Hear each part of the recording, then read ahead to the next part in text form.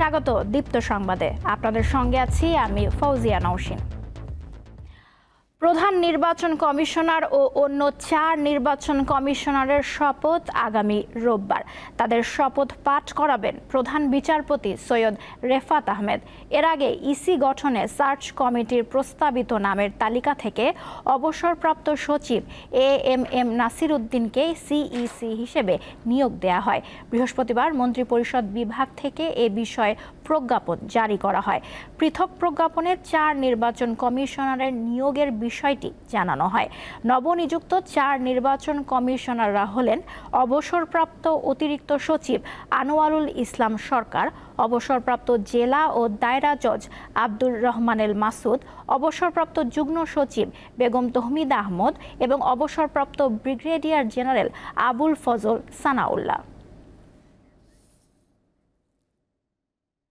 বাংলাদেশে টেকসই অর্থনীতি, স্থিতিশীলতা ও প্রবৃদ্ধির পাশাপাশি অর্থবহ ও মানসম্পন্ন চাকরির ক্ষেত্রে সহযোগিতার লক্ষ্যে 4 দিনের সরকারি সফরে আজ ঢাকায় আসছেন যুক্তরাষ্ট্র সরকারের একটি প্রতিনিধি দল।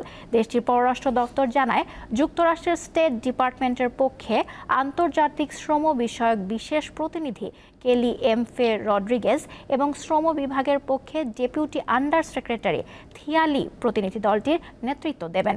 এই সফরে প্রতিনিধি দলটি শ্রমমান, শ্রম খাতে স্থিতিশীলতা ও অর্থনৈতিক প্রবৃদ্ধির বিভিন্ন বিষয় নিয়ে বাংলাদেশের সরকারি, বেসরকারি খাত ও এখানে অবস্থানরত আমেরিকান বিভিন্ন প্রতিষ্ঠানের কর্মকর্তাদের সঙ্গে মত বিনিময় করবে। এছাড়া সফরকালে প্রতিনিধি দল অন্তর্বর্তী সরকারের কর্মকর্তা, পোশাক শিল্পের মালিকপক্ষ ও শ্রমিক ইউনিয়নের অংশীজনের সঙ্গেও সাক্ষাৎ করার কথা রয়েছে।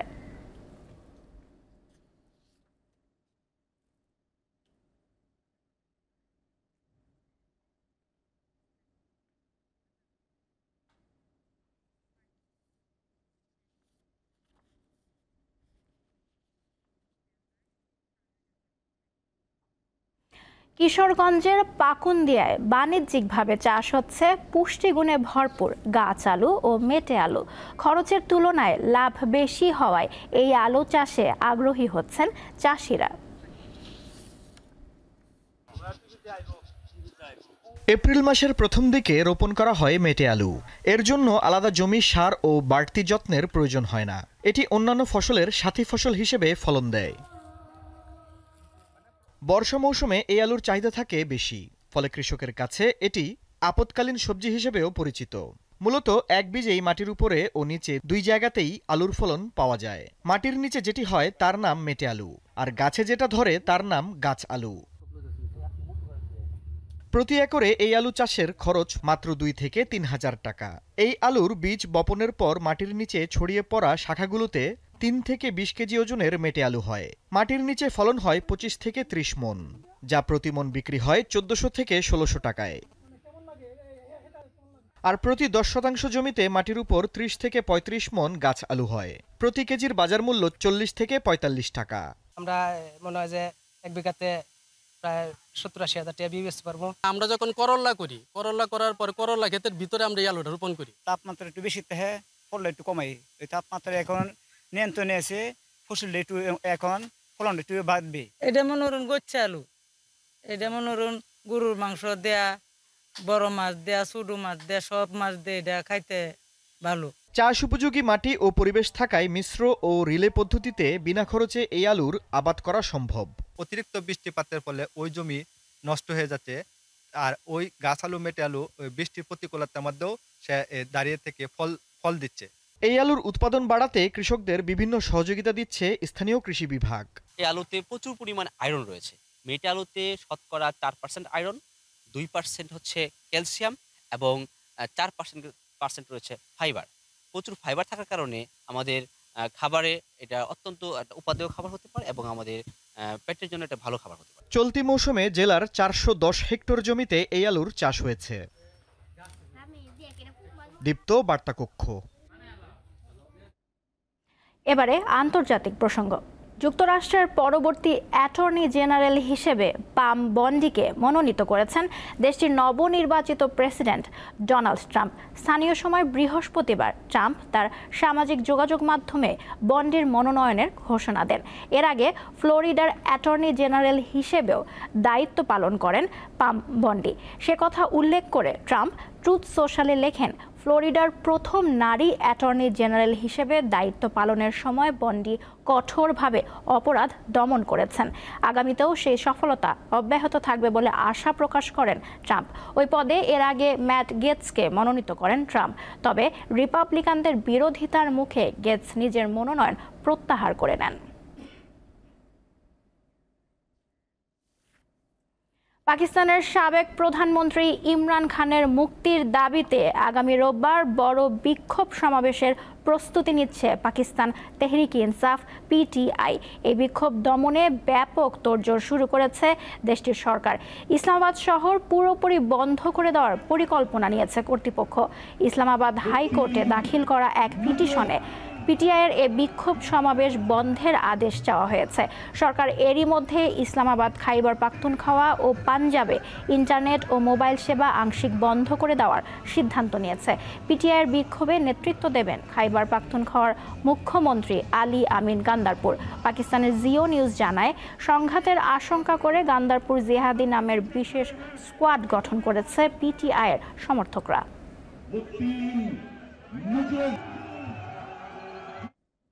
এবারে খেলার খবর। 2 ম্যাচ সিরিজের প্রথম টেস্টে আজ মুখোমুখি হবে বাংলাদেশ ও ওয়েস্ট ইন্ডিজ। অ্যান্টিগায় খেলা শুরু বাংলাদেশ সময় রাত 8টায়।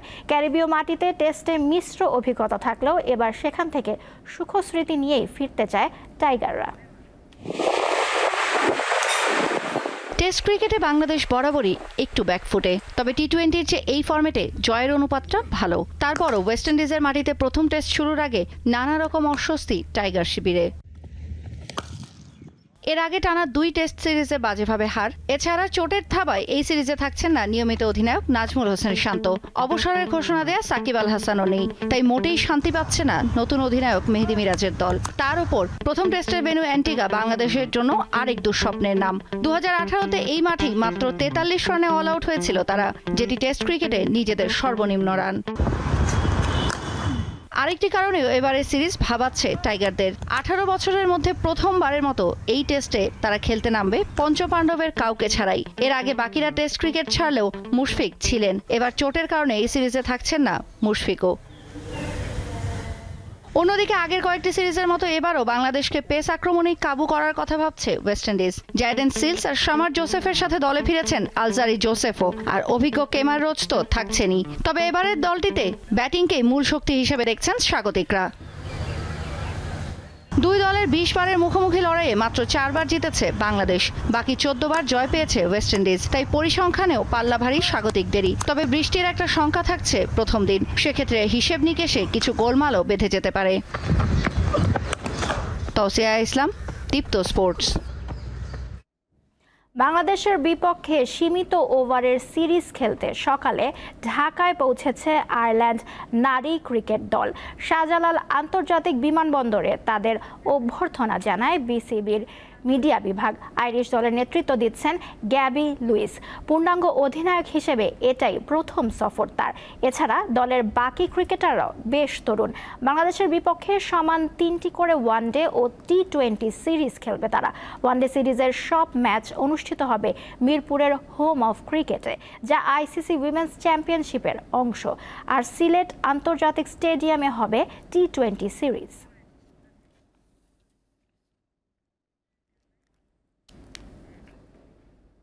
শেষ করছি দীপ্ত সংবাদ। আমাদের পরবর্তী আয়োজন নিউজ আপডেট বেলা 2টায় দেখার আমন্ত্রণ রইল। এছাড়াও দেশ বিদেশের নানা তথ্য জানতে চোখ রাখুন দীপ্ত টিভির ডিজিটাল প্ল্যাটফর্মগুলোকে। সবাইকে ধন্যবাদ।